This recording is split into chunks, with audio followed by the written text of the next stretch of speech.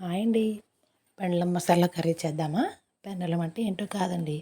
అది కందలా ఉంటుంది. కానీ కంద కాదు. పెండలం కట్ చేసినప్పుడు చాలా జాగ్రత్తగా ఉండాలి. ఎందుకంటే అది కట్ చేసే కొద్దీ జిగురు వస్తూనే ఉంటుంది. ఆ జిగురు పోవడానికి మనం కట్ చేసిన పీసెస్ ఉంటాయి కదా! వాటిని మజ్జిగలో వేసుకోవాలి. మజ్జిగలో ఎందుకు వేసుకోవాలంటే ఆ జిగురు ఆ మజ్జిగ ద్వారా విరిగిపోతుంది. మజ్జిగ విరగకొడుతుంది ఆ జిగురుని. సో, దాంట్లో వేసుకుని బాగా వాష్ చేసుకోవాలండి. తర్వాత దాన్ని 2-3 టైమ్స్ నార్మల్ వాటర్‌తో బాగా వాష్ చేసుకోవాలి. ఇప్పుడు కర్రీ చూద్దాం పదండి. కర్రీ చేయడానికి నేనైతే మట్టి పాత్ర యూజ్ చేశానండి. మీ దగ్గర ఏదుంటే అది పెట్టుకోవచ్చు.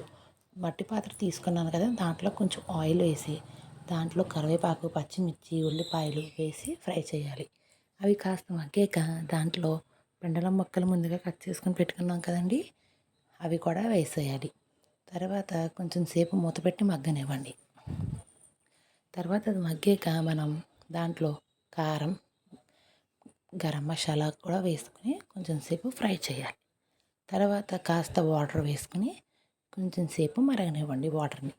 తర్వాత స్టవ్ తర్వాత మగ్గిపోయాక స్టవ్ ఆఫ్ చేసుకోండి. ఇది మగ్గడానికి కాస్త టైం పడుతుందండి. ఇది కుక్కర్లో అన్నా వండుకోవచ్చు.